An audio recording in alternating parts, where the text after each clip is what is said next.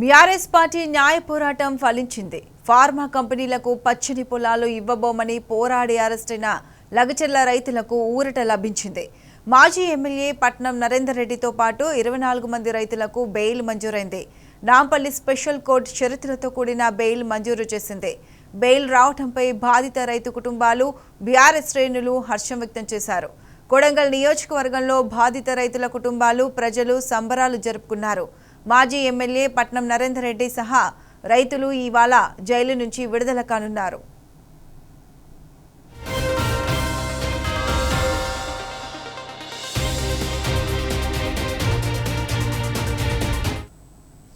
ఇదే అంశానికి సంబంధించి పూర్తి అప్డేట్స్ మా ప్రతినిధి రంగాచారి లైవ్ లో అందిస్తారు. రంగాచారి, చెప్పండి, బెయిల్ లభించిన లగచెర్ల రైతులు జైలు నుంచి ఎప్పుడు విడుదల కానున్నారు? దీనికి సంబంధించి పూర్తి అప్డేట్స్ ఏంటి? Good morning Pratyusha. ఈరోజు మధ్యాహ్నం సుమారు 2-2:30 గంటల ప్రాంతంలో లగచెర్లకు సంబంధించిన రైతులంతా సంగారెడ్డి కంది జైల్లోంచి విడుదల కానున్నారు. దాదాపు నెలన్నర పాటే 35 రోజుల పాటు అక్రమ నిర్బంధం తర్వాత వాళ్ళంతా బయటకు వస్తున్నటువంటి పరిస్థితి కనిపిస్తూ ఉన్నది. లగచెర్ల రైతులు ఇవాళ దేశ స్థాయిలో కూడా చర్చనీయాంశమైన విషయం తెలిసిందే. ముఖ్యంగా కేవలం ఫార్మా కంపెనీలు తమ గ్రామానికి తేవద్దు, తమ భూముల్ని అక్రమంగా లాక్కోవద్దు అని చెప్పి న్యాయ పోరాటం చేసినటువంటి రైతులను అక్రమంగా నిర్బంధించి వాళ్ళ మీద అక్రమ కేసులు బనాయించి వాళ్ళని జైళ్లలో పెట్టిన విషయం తెలిసిందే. దాదాపు 35 రోజులు గడుస్తున్నది. ఇప్పటి వరకు కూడా వాళ్ళ బెయిల్కు రాకుండా ఒకవైపు ప్రభుత్వం తరఫున లాయర్లు పెద్ద ఎత్తున ప్రయత్నాలు కొనసాగించారు. అయితే రైతులకు మద్దతుగా బీఆర్ఎస్ పార్టీ తీవ్రమైనటువంటి పోరాటం చేసింది. ముఖ్యంగా బీఆర్ఎస్ పార్టీకి సంబంధించిన వర్కింగ్ ప్రెసిడెంట్ కేటీఆర్ నేతృత్వంలో బీఆర్ఎస్ పార్టీ ఎమ్మెల్యేలు, మాజీ మంత్రులు, శాసన మండలి సభ్యులు వీళ్ళంతా కూడా లగచెర్ల బాధితులకు మద్దతుగా నిలిచారు. వాళ్ళు చేస్తున్నటువంటి న్యాయ పోరాటానికి మద్దతుగా నిలిచి వాళ్లకు అండగా నిలిచినటువంటి పరిస్థితి కొనసాగింది. ముఖ్యంగా వాళ్ళు చేస్తున్నటువంటి న్యాయమైన పోరాటానికి మద్దతుగా కేటీఆర్ జాతీయ స్థాయిలో మద్దతు కూడగట్టడానికి కూడా ప్రయత్నాలు కొనసాగించారు. ఒకవైపు కేంద్రంలోని ఎస్సీ ఎస్టీ కమిషన్ కు సంబంధించిన నాయకులకు, మానవ హక్కుల కమిషన్ కూడా వాళ్ళు ఫిర్యాదు చేశారు. వాళ్ళు చేసిన నేరం ఏమిటి, కేవలం వాళ్ళ భూముల్ని లాక్కోవద్దు అనే ఒక డిమాండ్ మేరకు ఆ గ్రామానికి వచ్చినటువంటి కలెక్టర్ను, ఇతర అధికారులను కేవలం అడ్డుకున్నారు. తమ భూములకు సంబంధించిన అక్రమ సర్వేలు నిర్వహించవద్దు, భూముల్ని అక్రమంగా లాక్కోవద్దు అని చెప్పి అన్న నేరానికి వాళ్ళందరినీ దాదాపు 24 మంది రైతుల్ని ఇవాళ జైలులో పెట్టినటువంటి పరిస్థితి. అక్కడ పోరాటం చేసినటువంటి మాజీ శాసనసభ్యుడు పట్నం నరేందర్ రెడ్డితో పాటు ఇంకా అనేక మంది రైతుల మీద అక్రమ కేసులు పెట్టి జైలులో పెట్టిన విషయం తెలిసిందే. పట్నం నరేందర్ రెడ్డితో పాటు ఒక 4 చెర్లపల్లి జైలులో ప్రస్తుతం ఉన్నారు. మిగతా రైతులు దాదాపు 20 మంది రైతులు ఇక్కడ కంది జైలు, సంగారెడ్డి మండలం కంది జైల్లో ఉన్నారు. వాళ్ళంతా దాదాపు 35 రోజులుగా అక్రమంగా నిర్బంధించబడి ఉన్నారు. ఇందులో అదే గ్రామానికి సంబంధించిన లగచెర్లకు సంబంధించిన ఈరియా నాయక్ అనే ఒక గిరిజన రైతు గత వారం రోజుల క్రితం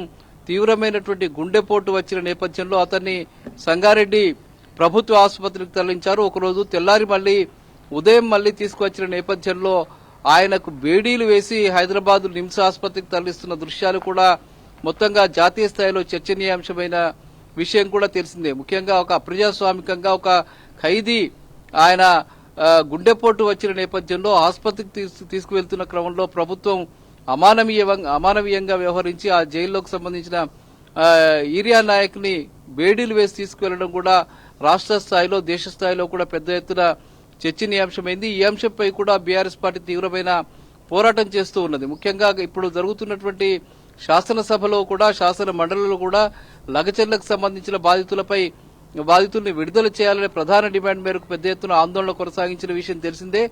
శాసనసభలో కూడా ఈ అంశానికి సంబంధించిన చర్చ పెట్టాలని చెప్పి వాళ్ళు డిమాండ్ చేసినప్పటికీ కూడా ప్రభుత్వం నుంచి సరైనటువంటి స్పందన రాలేదు. ప్రభుత్వం అది పట్టించుకోనటువంటి పరిస్థితి నెలకొంది. ఎందుకంటే అది ముఖ్యంగా లగచెర్ల గ్రామం ముఖ్యమంత్రి రేవంత్ రెడ్డికి సంబంధించిన నియోజకవర్గంలో ఉన్నటువంటి గ్రామం అది. ఆయన స్వయంగా తన బంధువు వర్గానికి భూములు అప్పగించడం కోసం ఈ ఫార్మా కంపెనీలను తీసుకొచ్చి అక్కడ ఏర్పాటు చేయడం కోసం ప్రయత్నాలు చేస్తున్న క్రమంలో ఆ కుట్రలను భగ్నం చేస్తూ ఒకవైపు రైతులు, మరోవైపు రైతులకు మద్దతుగా బీఆర్ఎస్ పార్టీ నిలిచింది. బీఆర్ఎస్ పార్టీ నిలిచి పోరాటం చేసింది. ఈ నేపథ్యంలోనే రైతులపై కక్ష కట్టినటువంటి ప్రభుత్వం వాళ్ళని తీసుకువెళ్లి జైలులో పెట్టింది, అక్రమ కేసులు నమోదు చేసింది. ముఖ్యంగా ఆ సంఘటన జరిగిన తెల్లవారి అర్ధరాత్రి అక్కడ స్థానికంగా ఉండేటువంటి పోలీసులు గ్రామాల మీద పడి ముఖ్యంగా ఇష్టం వచ్చినట్టుగా గిరిజన రైతులను తీవ్రస్థాయిలో కొట్టడము, పోలీస్ స్టేషన్లకు తీసుకువెళ్లి తీవ్రమైనటువంటి చిత్రహింసలకు గురి చేయడం కూడా పెద్ద ఎత్తున నిరసన వ్యక్తమైనటువంటి పరిస్థితి నెలకొంది.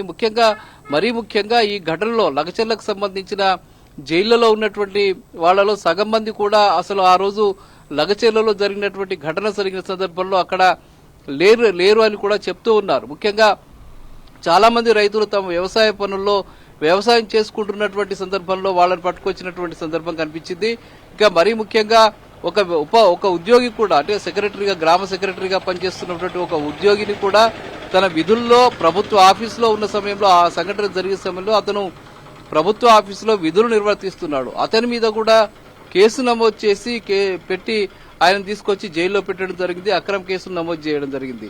ఇవన్నీ కూడా జాతీయ ఎస్సీ ఎస్టీ కమిషన్ వచ్చిన సందర్భంలో రాష్ట్ర ఎస్సీ ఎస్టీ కమిషన్ సభ్యులు బక్కి వెంకటయ్య వెళ్లిన సందర్భంలో ఇవన్నీ కూడా బయటికి వచ్చాయి. దాదాపు KTR BRS working president KTR ఇక్కడికి వచ్చి లగచర్ల బాధితుల్ని పరామర్శించిన సందర్భంలో కూడా అక్కడ జరిగిన విషయాలన్నీ కూడా కేటీఆర్ కు చాలా స్పష్టంగా చెప్పడం జరిగింది. అసలు చాలా మంది రైతులు అక్కడ లేని రైతుల మీద కూడా కేసులు పెట్టి జైళ్లలో పెట్టి చిత్రహింసలకు గురి చేసినటువంటి సందర్భం కనిపించిందని చెప్పి వాళ్ళ దుఃఖాన్ని వెలిబుచ్చినటువంటి పరిస్థితి. అంటే ఎలాంటి చేయని నేరానికి కేవలం తమ భూములు తీసుకోవద్దు అనే ఒక డిమాండ్ చేసిన నేరానికి రైతులను తీసుకొచ్చి జైళ్లలో పెట్టడం, జైళ్లలో వాళ్ళని బయటకు రాకుండా ప్రయత్నం చేయడం అనేది తీవ్రంగా జరిగింది. ప్రభుత్వం తరఫున అడ్వకేట్స్ అయితే రైతుల్ని బయటకు రాకుండా తీవ్రమైనటువంటి ప్రయత్నం చేసినటువంటి పరిస్థితి ఉంది. అయితే వాళ్లకు మద్దతుగా బీఆర్ఎస్ పార్టీ నిలిచింది. వాళ్ళ తరఫున లాయర్లను ప్రత్యేకంగా ఏర్పాటు చేసింది, వాళ్లకు అవసరమైనటువంటి న్యాయ సలహాలు ఇచ్చింది, న్యాయానికి సంబంధించిన బెయిల్ తీసుకురావడానికి అవసరమైనటువంటి అన్ని ఏర్పాట్లను చేసింది. ఈ నేపథ్యంలోనే నాంపల్లి కోర్టులు నిన్న సాయంత్రం లగచర్ల రైతులకు అట్లాగే పట్నం నరేందర్ రెడ్డికి కూడా వాళ్ళని విడుదల చేయాలని చెప్పి బెయిల్పై విడుదల చేయాలని చెప్పి వాళ్ళు తీర్పు ఇవ్వడం జరిగింది.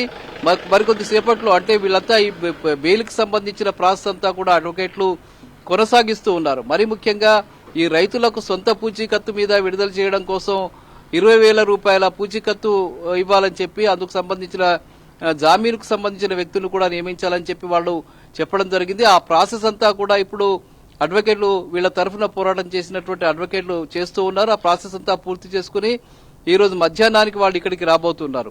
మరీ దయనీయమైన పరిస్థితి ఏమిటంటే బీఆర్ఎస్ ఈ రైతులు లగచర్లకు సంబంధించిన రైతులకు కనీసం ఆ పూచీకత్తు కట్టడానికి అవసరమైనటువంటి 20,000 రూపాయలు కూడా వాళ్ళ దగ్గర లేనటువంటి పరిస్థితి. వాళ్ళంతా కూడా చాలా సాధారణమైన సామాన్యమైన గిరిజన రైతులు, రెక్కాడితే కానీ డొక్కాడనటువంటి రైతులు వాళ్ళు ఉన్నారు. వాళ్ళు 20,000 రూపాయల పూచీకత్తు కూడా కట్టలేని స్థితిలో వాళ్ళంతా కూడా వాళ్ళ బంధువులు మళ్లీ బీఆర్ఎస్ పార్టీకి సంబంధించిన నాయకుల్ని వాళ్ళు ప్రార్థించిన నేపథ్యంలో బీఆర్ఎస్ పార్టీయే అందుకు సంబంధించిన పూచీకత్తు డబ్బును కూడా వాళ్లకు ఆర్థిక సహాయం అందించి వాళ్లకు బయటకు తీసుకురావడానికి అవసరమైనటువంటి ఏర్పాట్లను కూడా బీఆర్ఎస్ పార్టీ చేస్తూ ఉన్నది. అంటే వాళ్లకు సంబంధించి పూర్తి స్థాయిలో న్యాయానికి నిలబడి వాళ్లకు న్యాయం పోరాటం చేసి వాళ్ళని బయటకు తీసేయడానికి బీఆర్ఎస్ పార్టీ తీవ్ర స్థాయిలో కృషి చేసింది. ముఖ్యంగా వర్కింగ్ ప్రెసిడెంట్ కేటీఆర్ తో పాటు హరీష్ రావు అందుకు ముఖ్య నాయకులంతా కూడా అటు చాలా మంది నాయకులు లగచర్ల బాధితులకు మద్దతుగా నిలబడ్డారు, గ్రామానికి వెళ్లారు, వాళ్ళకు అండగా నిలిచారు, ధైర్యంగా ఉండాలని చెప్పారు, మీ భూముల్ని మేము పోకుండా చూస్తామని చెప్పారు. బీఆర్ఎస్ పార్టీ చేసినటువంటి పోరాటం ఫలితంగా తప్పనిసరి పరిస్థితుల్లో రేవంత్ రెడ్డి ప్రభుత్వం ఆ భూముల్ని మేము తీసుకోము అని చెప్పి ఒక ప్రకటన అయితే చేసింది. కానీ దాని దొడ్డిదారిన మళ్లీ ఆ భూములు తీసుకోవడానికి ముందుకొస్తున్నటువంటి పరిస్థితి కనిపిస్తుంది. ఫార్మా సిటీ కాదు, ఫార్మా కంపెనీ కాదు, అక్కడ వేరే బయో ఫ్యాక్టరీలను ఏర్పాటు చేయడం కోసం, బయో పరిశ్రమలను ఏర్పాటు చేయడం కోసం, కాలుష్య పరిశ్రమలు ఏర్పాటు చేయడం కోసం అక్కడికి వస్తున్నాం, పరిశ్రమలకు భూములు చేపడతామని చెప్పారు. కానీ మళ్లీ అదే పద్ధతి కొనసాగిస్తున్నట్టుగా తెలుస్తుంది. మొత్తానికి ఈ రోజు మధ్యాహ్నం 2-3 గంటల ప్రాంతంలో లగచర్లకు సంబంధించిన రైతులు కంది జైలు నుంచి, సంగారెడ్డి మండలం కంది జైలు నుంచి బయటకు వచ్చేటువంటి పరిస్థితి అయితే కనిపిస్తుంది. అందుకు ఏర్పాట్లు కొనసాగుతున్నాయి. Pratyusha. Right Rangachari, thanks for the live updates.